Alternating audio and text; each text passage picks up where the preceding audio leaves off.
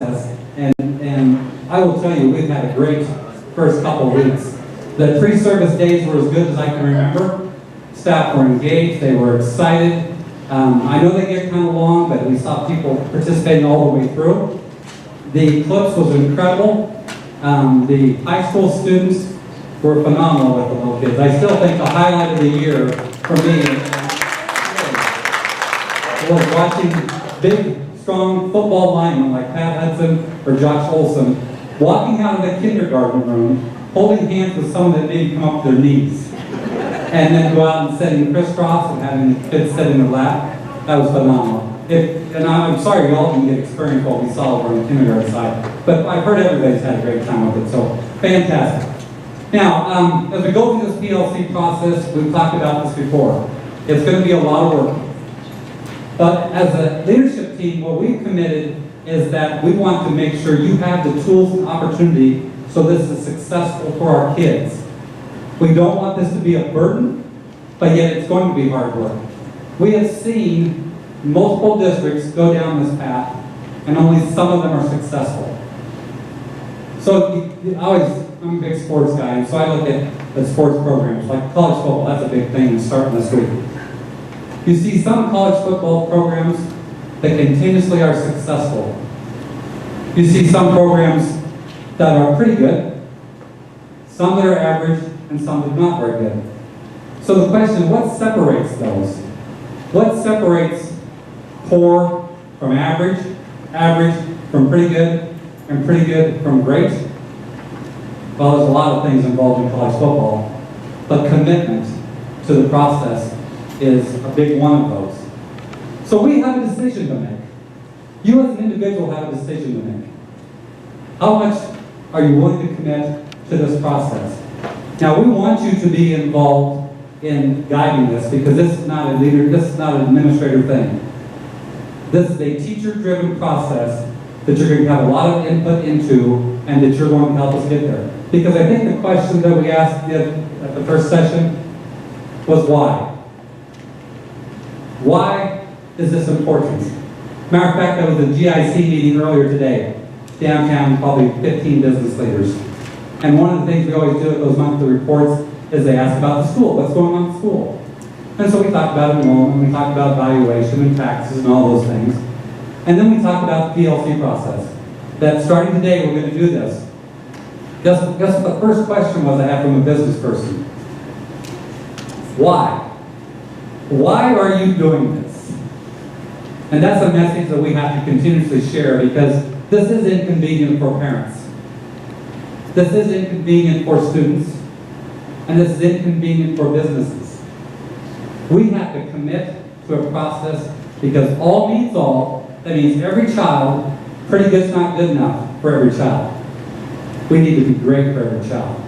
So, as you came into the room, you see personal and professional. You're going to be thinking about that, but you had an opportunity to pick out a shape out of the box. For those who have been here for a while, we've done this before. For those that are new, let me explain what the shapes are. When you go back to your room, I want you to take that shape and I want you to tape it to your computer screen or something that you can see every day. Because while I had you pick out a shape that represents you, it also represents all. Every one of those represents one of the kids that walks into your room, that when they go home tonight, there is no one there to greet them. When they go to bed tonight, they may be hungry, and they hope that they make it back to school the next day.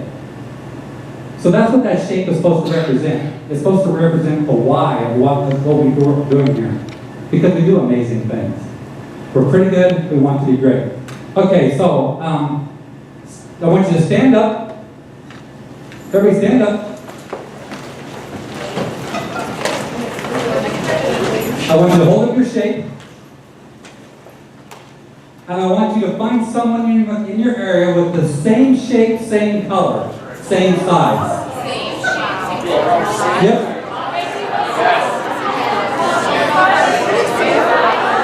Yep, same shape, same color, same size.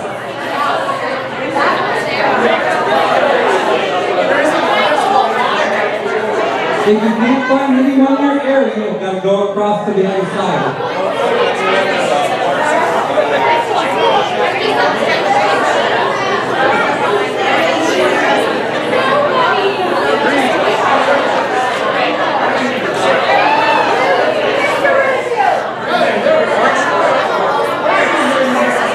Okay, everybody stop. Now I want you to find, stay with the person you're with, because obviously you're exactly the same. Same shape and same color. Eliminate size, so your group's going to get bigger.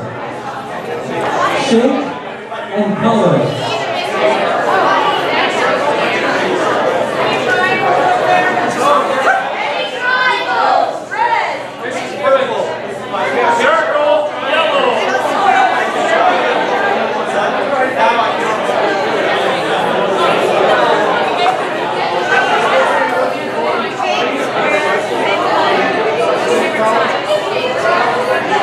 Okay, everybody, stop for a second.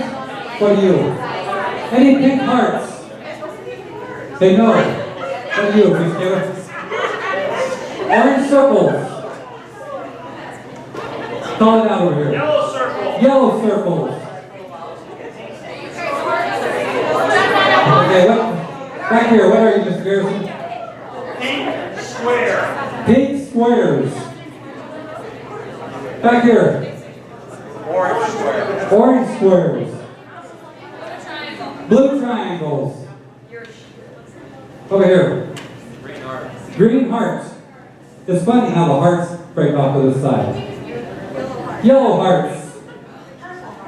Purple hearts. Blue hearts. What's back there? Blue hearts. Blue hearts.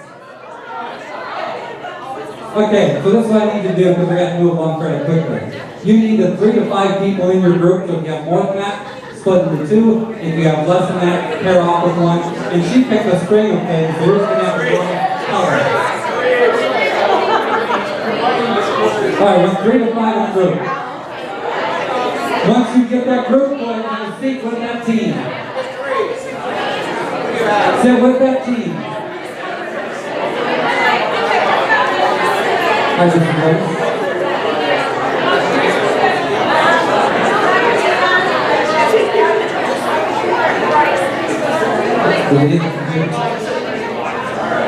Not yet. You can get your screen will take this class, but I think I'm going to be in that group for the day. You're going to be in that group for the rest of the day, so get your stuff and sit there.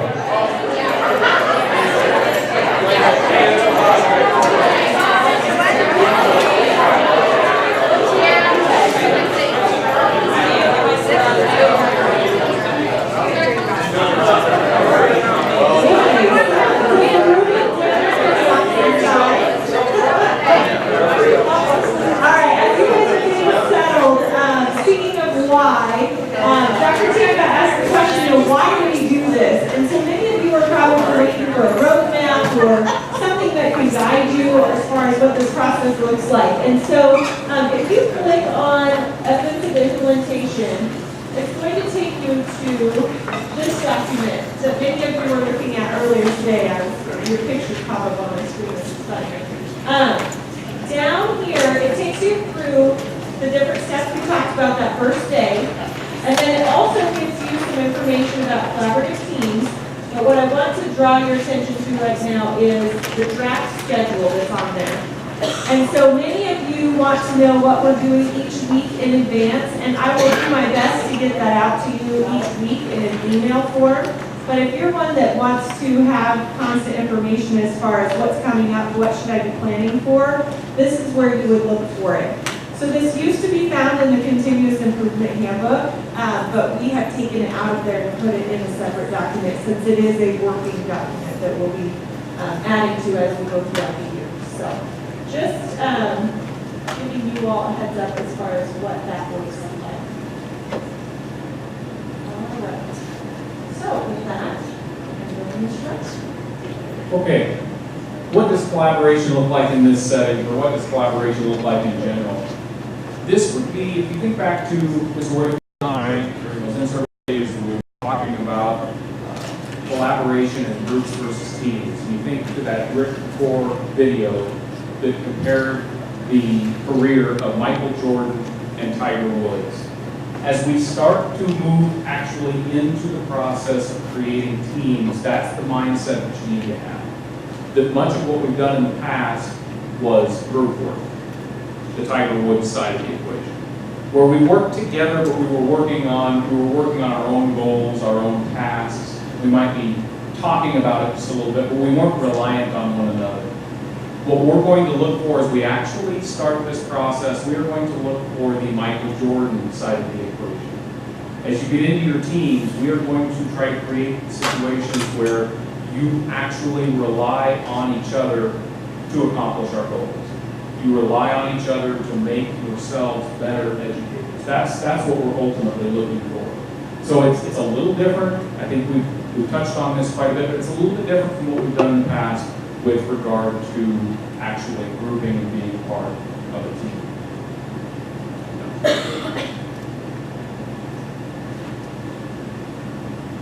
All right, so in your group, you're going to need one person, the groups you're sitting in, you're going to need one person that has this pulled up. Okay, and there's a Venn diagram, so pulling in a little horizontal strategy here, similarities and differences. And if you click on that Venn diagram, just one person is fine. It is going to pull up a T-chart. So on the left-hand side, collaboration or team, and on the right-hand side, collaboration or group. What we would like you to do is fill in as much as you can. Don't everyone start at the top or you'll be typing over one another. Okay? Fill in similarities between the two. So what are some things that you guys can think of that are the same between a team and a group? And some things that are different between collaboration and collaboration. So we're going to put you guys on the clock. We'll give you 2 minutes to fill in as many as you can in your group, and then we'll take a look at it together as a team.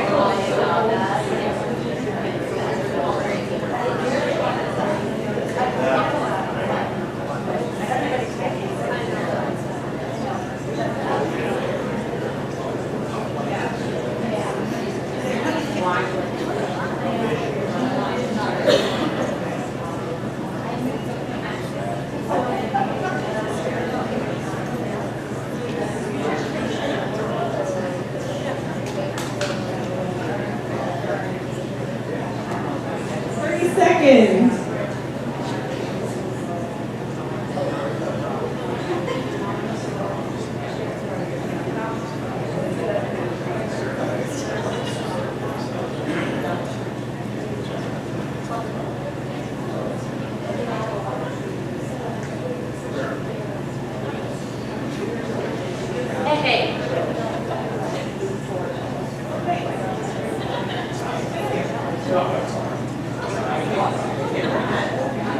All right. 5, 4, 3, 2, 1. Good job. I heard lots of really great conversation. So when we talk about collaboration versus co-collaboration, similarities, talking, discussion, more than one person sharing ideas, communication, problem solving, unity, more than one person involved. That will be similar between the two. Common goal, same background, multiple people. I've seen lots of similarities between that tend to show up more than once. When we get down to differences, who would like to share something that they put down? Differences between the two. Mr. Wiggins had a really great one in the back. Woo-hoo. What was it? It was gossip, that somebody else put it down. Okay, very good. Gossip, which would that belong under? Collaboration or collaboration? Collaboration, that's right. That would be a group. And so what would that look like in a team? Instead of gossip, what would you be doing? Encouragement. Encouragement. That's amazing. Thank you, Mr. Dowdy. Thanks for coming today. All right. So lots of different. I just wondered if he might be the only one in here because he was the only one that responded.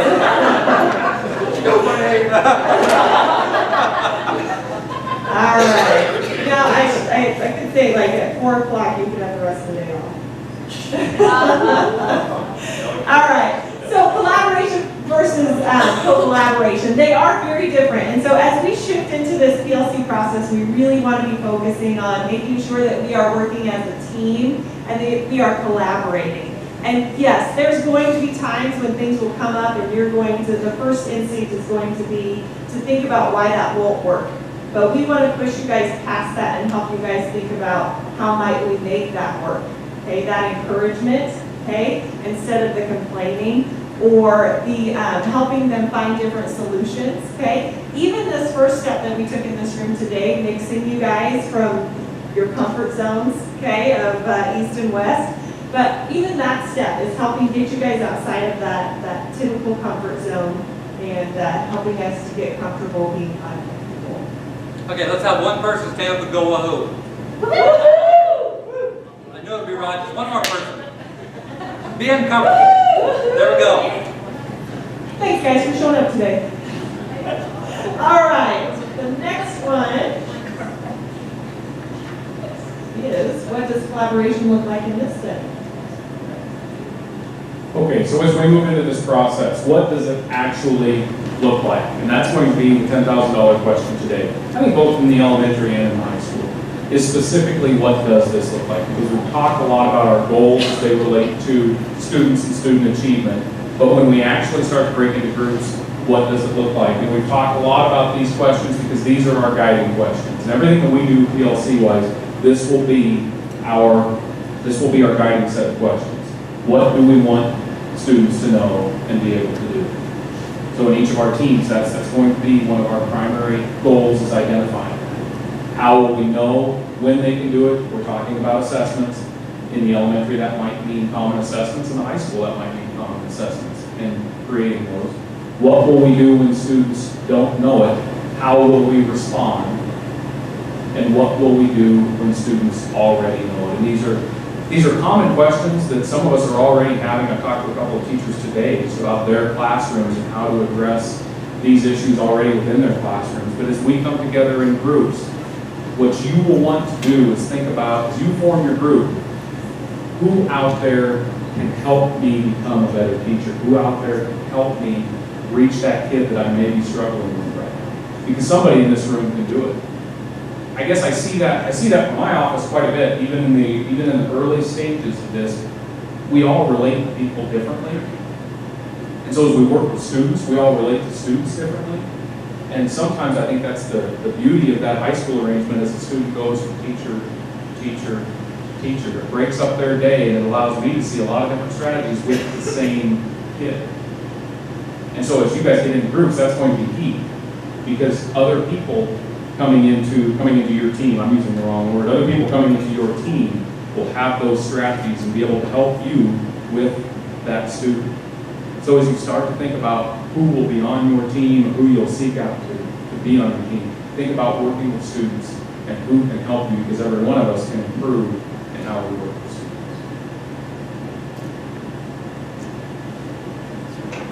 Norm. Yeah, cheers. Yeah. Okay, so does anybody? What's that? You got to pick Oh, I have to speak it.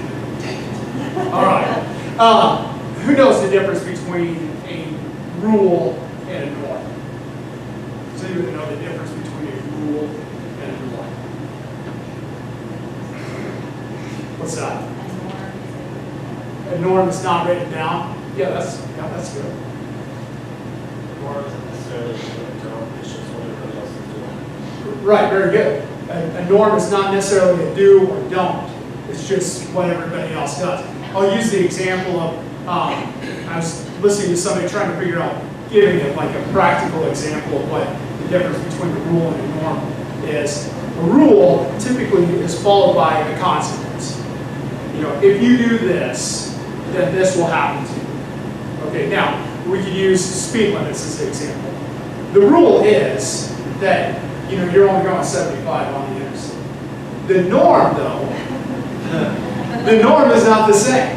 The norm is different. Now, can you get pulled over for doing 76 or 78? Yeah, maybe. But the norm is that everybody's going maybe a couple miles an hour over the speed.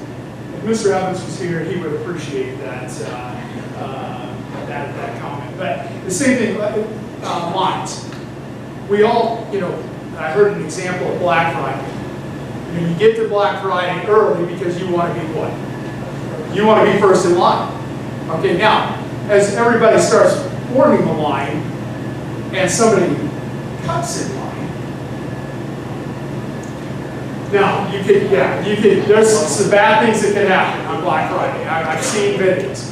And so, but the line is the norm. Everybody gets in line, they wait their turn, and they go on and get through the line as you know, the story goes. And so, with the norms, then it's a little bit different. I've read a lot of this here lately about setting classroom norms, not necessarily classroom rules. Because what you're looking for is you're looking for expectations. You're looking for certain things that you can do within your classroom that you want every student to be able to do, and they just know that they need to do it. No different if they, for the elementary, if they get up and line up at the door to go off to lunch. No different than as the bell rings, that they go to their locker, they get their stuff, and they come to class for that next, you know, whatever that content is that they're going from one place to another. Those are all norms. And so, as we look at this and as we look at with our teams, what are the norms that we're going to accept and not accept? Because you can have both. And so, something that we talked about at the beginning of the year in the elementary is I said, okay, I want you to write down one thing that makes you feel really good at school and really good at home. And then I want you to write down one thing that where you don't feel so good at home and you don't feel so good at school. And what are those things? Because those are norms. When you have those things, you perform better, you do things better, and everybody adheres to what it is that you're asking them to do. It's no different than, you know, if you have chores for your kids. Now, yeah, that could be a rule, and there could be something that follows that as far as a consequence that goes along with it if they don't do it. But do you have something in place that, you know, when they do, they get an allowance or something along that lines? Everybody has their different norms.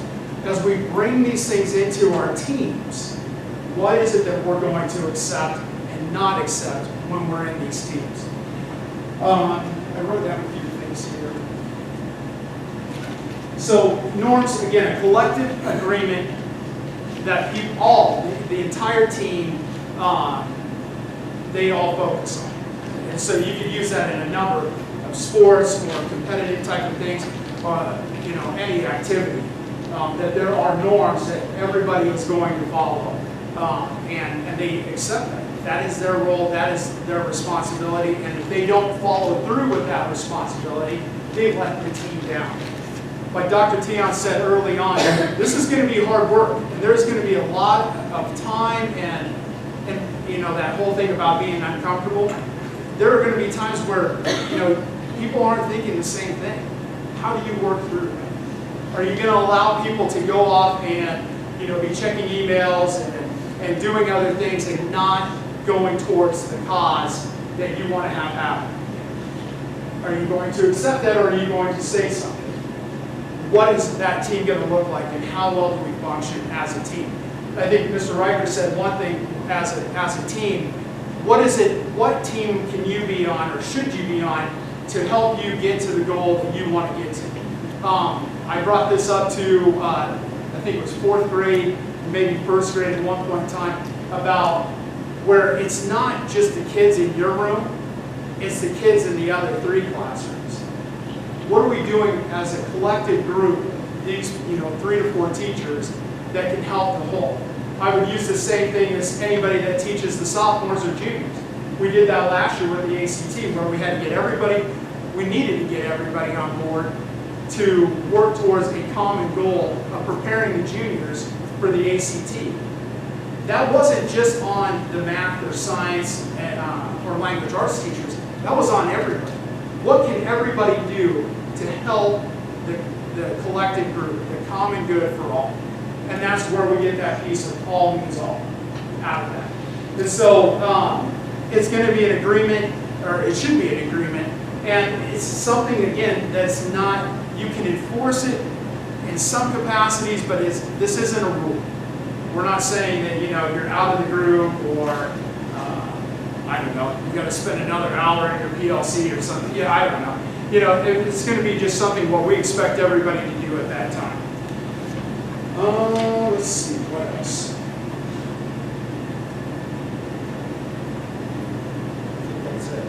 I think the thing just to remember is as we look at this, we want to look at what the team looks like and what things we can put into place to get us to where we need to go, starting with those questions. What do we need all students to know, and how are we going to know? And I think by setting these norms, not rules, but these norms, this is going to help keep everybody attentive and on task, but also accomplish what we need. All right, Coach Mulder, I have a question for you. When you're trying to improve your program, who do you study? You study successful teams. Coach Reeves, you're trying to improve your cross-country program, who do you study?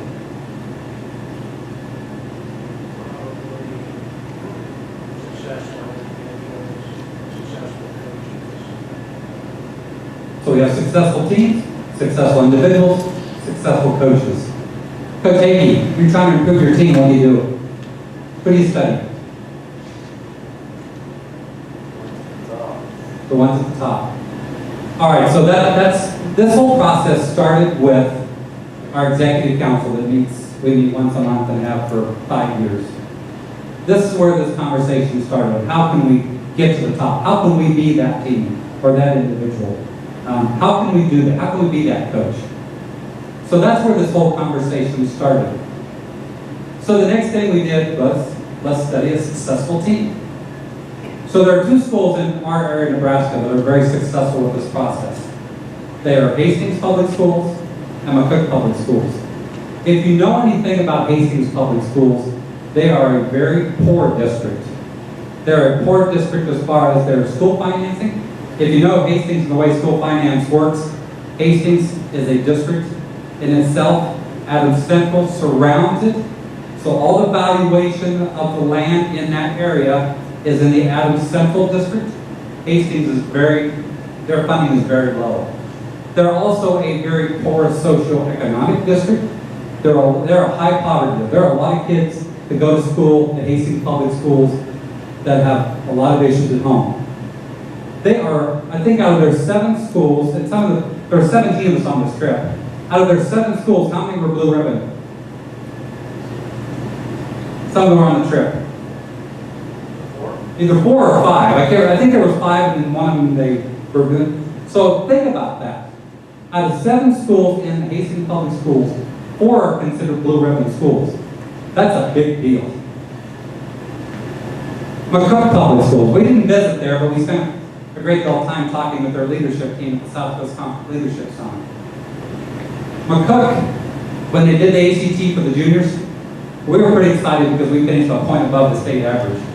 McCook was one of, I think, 3 or 4 schools in the state of Nebraska that were identified by being substantially above. And McCook's demographics, they're not quite as low as Hastings, but they're similar. So that's who we study. And so as we talk about district norms, I'm going to tell you the 3 things that probably was the most evident to me. They were committed, but they also set their district norms as up on the screen. Every day, 100% of the time, people were expected to be on time, they were expected to be engaged that entire time, and they're expected to stay until they were done. Because it's kind of an interesting thing. One of my mentors actually passed away last fall. Great man. I'm one of those people, you know me, I will stay forever. I'll stay and work till 6 or 7 or 8 o'clock. So he asked me the question. He said, Mike, if you stay till 8 o'clock, will you get it all done? Oh, no. He said, if you stay till 7 o'clock, will you get it all done? Well, the answer was no. He said, what you need to do is you need to be focused while you're there, get started on time, be focused while you're there, finish so you can go watch your family grow up. To the point where I can set an alarm on my desk that went off at my leave time. You know, even to this day, I leave my office at 5 o'clock every day. Now, I may come back at 6, but again, the point is be focused, be on time, work till you're done, and then move on. So the district norms are going to be pretty simple. I tell you what, the team norms that you will set, you're going to set as an individual team, and it's not going to be Mr. Riker checking up on the team over here to see if they're following their team norms. It's going to be that team that does that. Because as Mr. Whitfield talked about selecting the right team, this is hard work. I'm going to use Mr. Shearer as an example. Mr. Shearer and I just happened to run into him in the hallway, and we were talking about this whole concept of PLCs and essential learning and some of those types of things. Mr. Shearer's comment was, man, that's really going to work well with, what class was it? Welding, I think he said. He said, that's really going to work well with welding. Because I can identify these welds that they have to do and these skills that they have to learn. Those are essential learnings that every kid has to learn. And if they don't get skill number 1, they can't move on to skill number 2. So as you pick your teams, you want to select people that will help you get there. But these are easy ones. Today, I just noticed, because I knew this was up there, we were probably 6 minutes late starting. 6 minutes doesn't sound like a lot, but when we're doing this every week for the entire year, in 10 days we lose an entire session. So now, let's talk about the end thing. Here's something that's going to be a little bit off. Again, we studied successful schools. Hastings McCook. They both went till 4 o'clock with their PLCs. They went from 2:45, they let out at 2:45, started at 3 and went till 4 o'clock. As we talked to our team that traveled to Hastings, we talked about as a possibility, but they were confident that we could accomplish the work that we need to accomplish and still be done by 3:45. If these were met. If people were on time, they were focused and committed, and they stayed engaged till we were done. I think that's pretty clear. Once everybody commits to that, I think we'll be okay. Now, just as a sideline, we do understand that some of you have coaching responsibilities afterwards. And so we have to have somebody supervising kids. So what we talked about to the leadership team was have each program who's practicing at 3:45 or 4 o'clock to identify one person that has to leave at 3:30 to go out there and supervise those kids so the rest of the program coaches can get there. That's not too big of a commitment, and what it does, it keeps our teams intact. I think the challenge that you're going to have is if I have a team of 5 and all the coaches are leaving and I lose 3 of my people, it's me and one other person, that team is basically non-existent. If that happens at 3:30, again, we lose 15 minutes a week. Think about that. In 1 month, we'll lose an hour.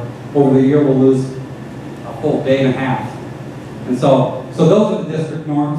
Now, we haven't necessarily communicated that with all of the programs today. So if you're not ready to make that commitment today, we understand that. I think most of you are probably ready to be covered. Questions with that? All right. Yes?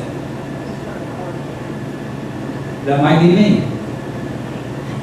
Ms. Coach Foster, it's just her. So we might figure out one of us to do it for you. So, because it's important that you're involved. So, all right. Other questions with that?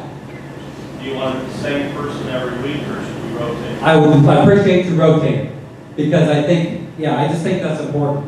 Now, part of that challenge is you then as the person that's not leaving at 3:30, you have to be ready to rock and roll into it. So that makes a little bit of planning and some of those types of things, which we understand. Other questions? Next.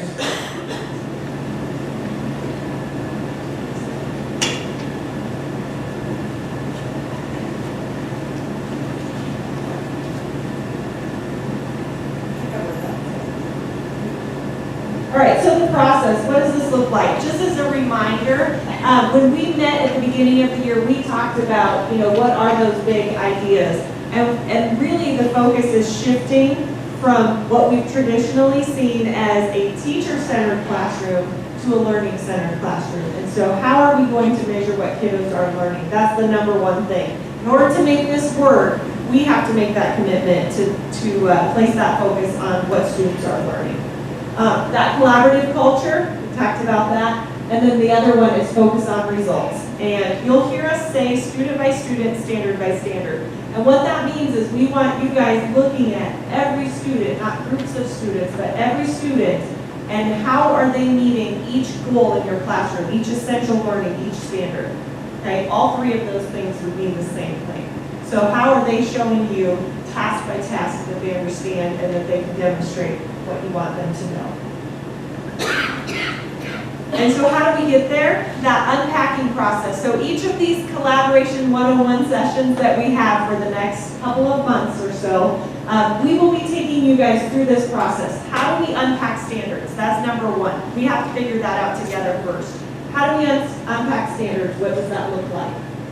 Establishing those essential learnings. So really taking your standards for your content area and really looking through there and asking yourself two questions. Number one, is this something they absolutely have to know? And number two, are they going to be assessed on this on a state test? Those are the two things we have to look at, okay? And so identifying 7 to 10 essential learnings for each class. Step number 3 is curriculum maps, knowing where you're going before we start. Now, this is a little bit of a different year because we're easing into this process, but eventually you will have, like in the high school, you guys have a syllabus, you know what you're covering for the year. Elementary, we will have a map for where we're going in each class. So what are they going to know by the end of the year? And approximately, not daily, but approximately, when are we going to cover this? Kindergarten could tell you, yes, we're going to cover these skills in the first quarter, right? You guys have done that. Many of your grades could do that, but we probably don't have it written down. And so just being more specific about that process and what that looks like for us. So what are we going to cover in there? Common formative assessments. That third question Mr. Riker mentioned earlier was, what are we going to do if they don't know it? And the fourth one was, what are we going to do if they do know it? How do we find that out? We have to have a way to measure, okay? That's a common formative assessment. All this is a dipstick. It's a quick check to see, does the student know this skill or not? We're not assessing on anything else. It's not graded, okay? It's just telling us, do they know what we want them to know? And then we can make decisions after that. And so we'll have some practice on that. How do we make a common formative assessment? What's it look like? How many questions should it have? And the last one then, going back to those 4 questions that Mr. Riker covered. All right, outcomes.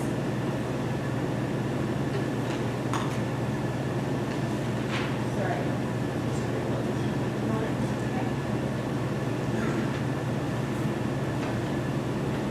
Okay, one thing that I think that it will be important for you to think about as we move into this, within your teams, think about what kind of team you can work on. Because Mr. Whitfield talked about norms. We've worked to create a sweet leadership team. We met for the first time this morning.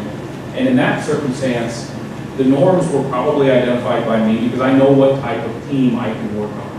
And so people volunteered to be a part of that organization based on, hey, that sounds like me. I can match those norms.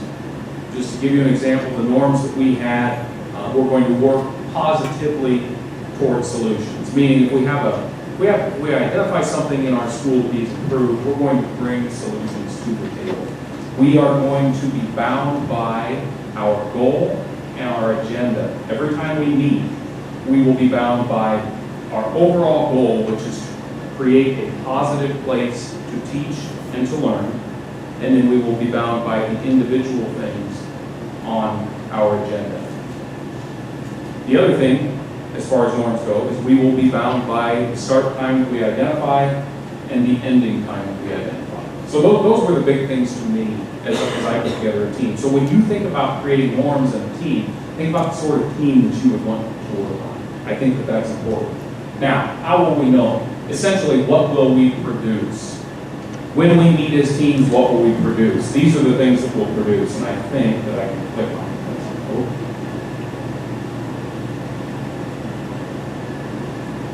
So we will have a very brief team meeting template. Those in the high school saw our meeting agenda and minutes from the meeting that the leadership team had this morning. That's what we produced. Those were the things that we talked about.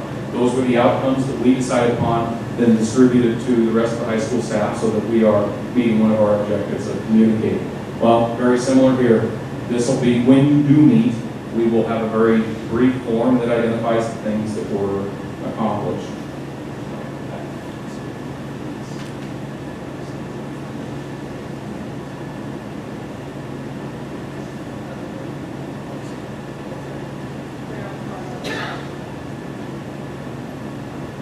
Okay, the other things we've talked about from the outset of this process, essential learnings. One of the things we're going to create within each class are those essential learnings, those things that all students must know.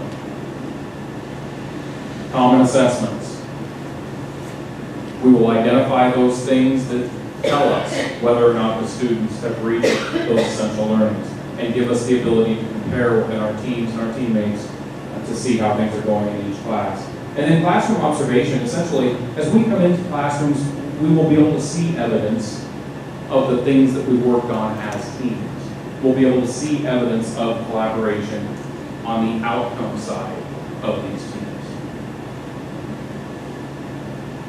The only thing I'd add to that with the essential learnings is the first thing that has to be done is we have to unpack those standards.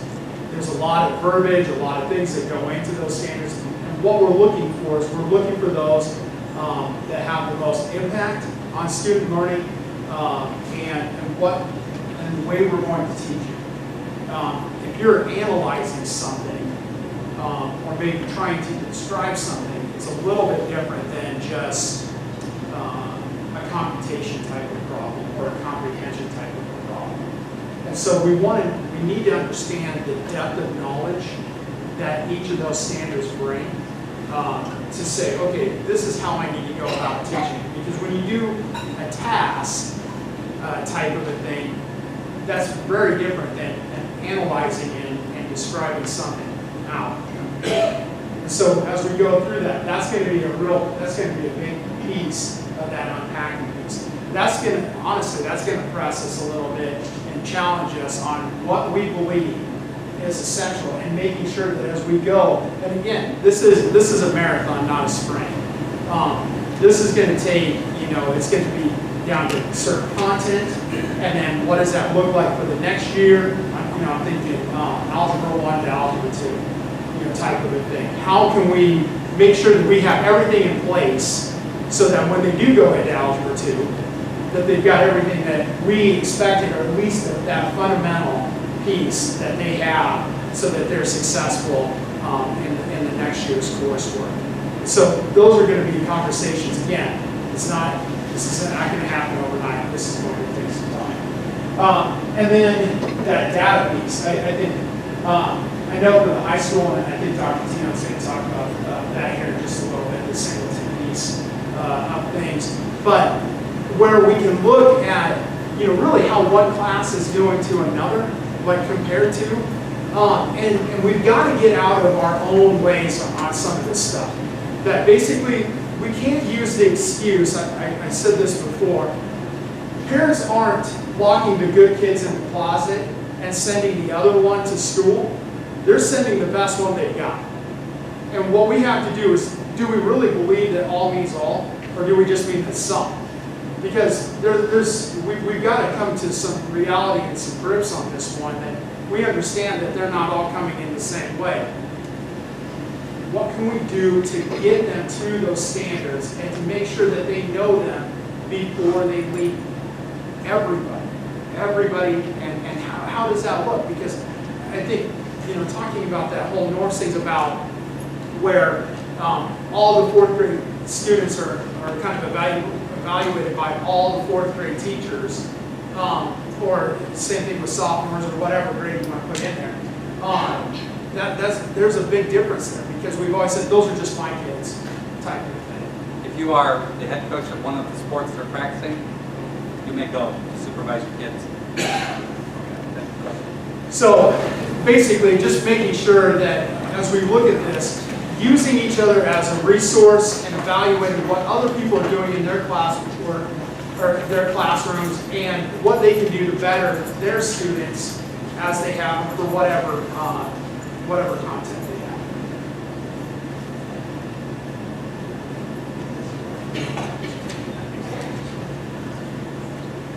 All right, that magic moment where we actually get into some teams. That's going to be the outcome of all of this.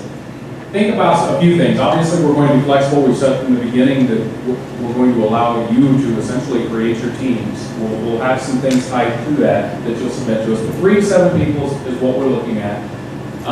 Teachers working together and sharing ideas and challenging one another to improve. You can think about this in a couple of different ways. It doesn't necessarily mean that you teach the same thing, but it could. It doesn't necessarily mean that you teach the same grade, but it could. Think about, I said this earlier, people who will help you improve your job, the job that you do professionally. So it's going to probably look quite a little bit different in the elementary than it would in the high school, naturally.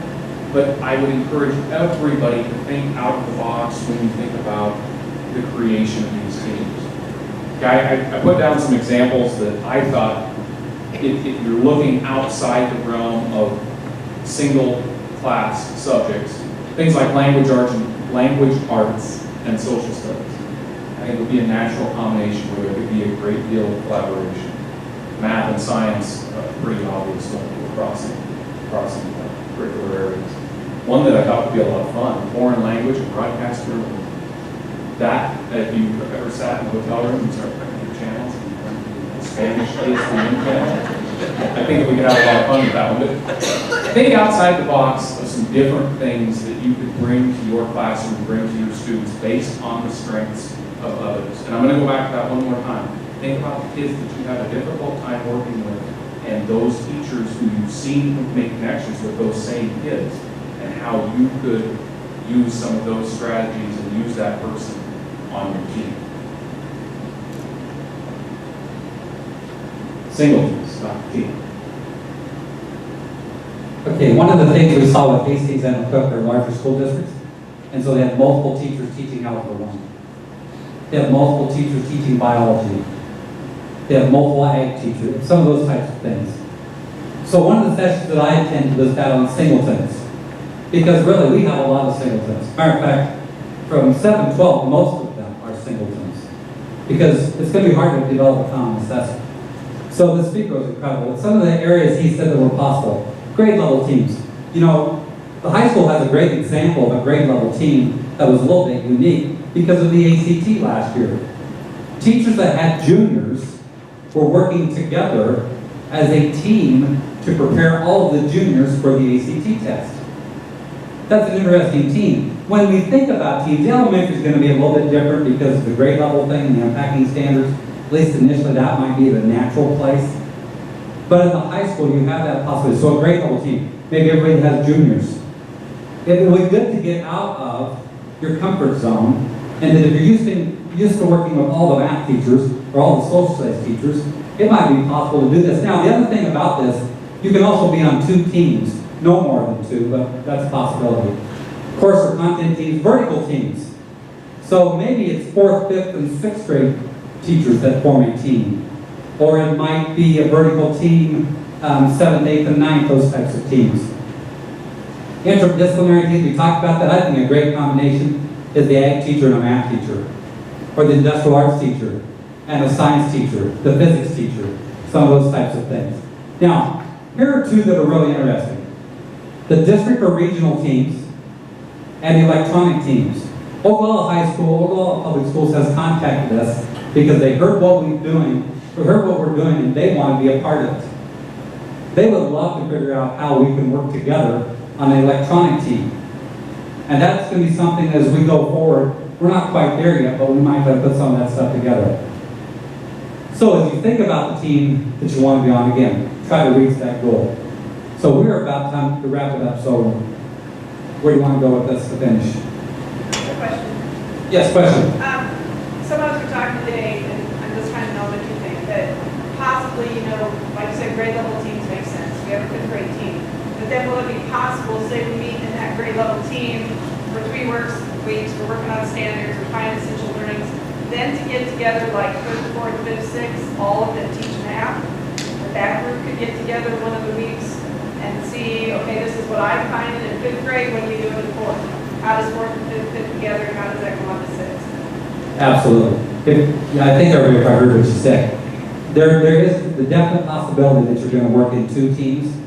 The key is to schedule that so that you have critical mass at all those meetings. Does that make sense? Yeah, good question. Other questions? Yes. We had basically that exact same question.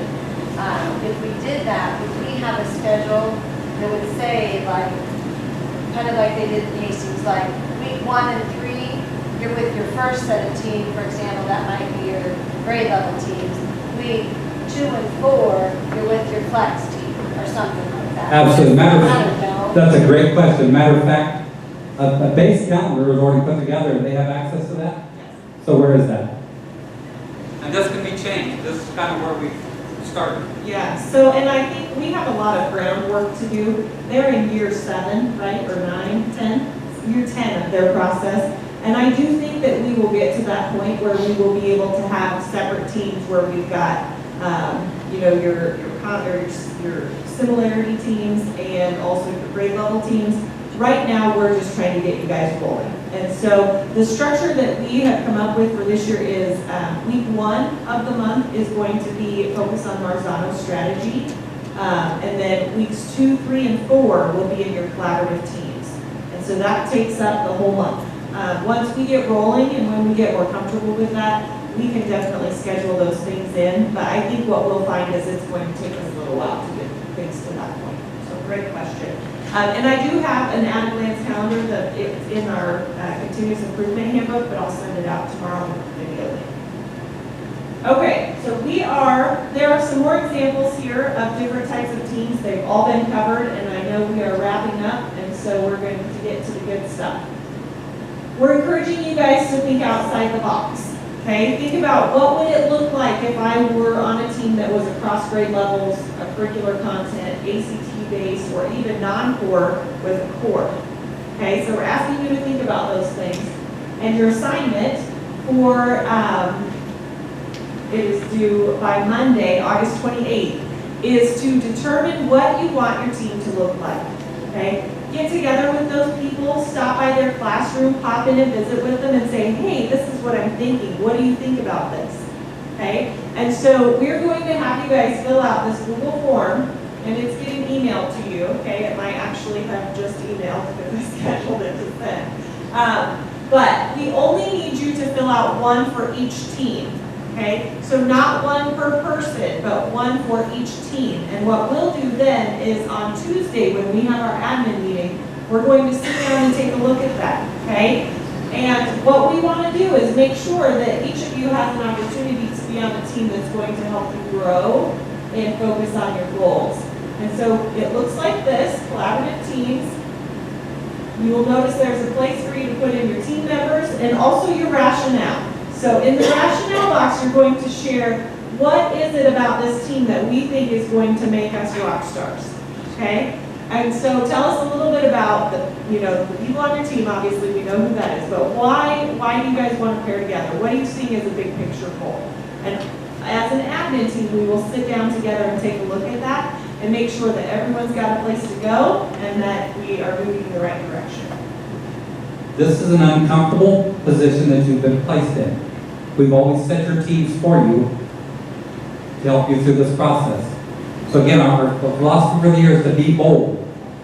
And so this could be uncomfortable. If you need assistance with this whole concept, if it's just not connecting, talk to one of us because we'll help you think and talk through the process on what's an effective team. Because we think teams are going to look differently and it's going to be something pretty unique for a lot of you and for a lot of us. This was a breeze for us because we have actually had a 9-hour meeting as we drove from Minneapolis back to Gothenburg, and probably 3 hours was talking about this very topic on how to have the most effective teams. So again, fill out the form if you have questions. Any other questions from the group?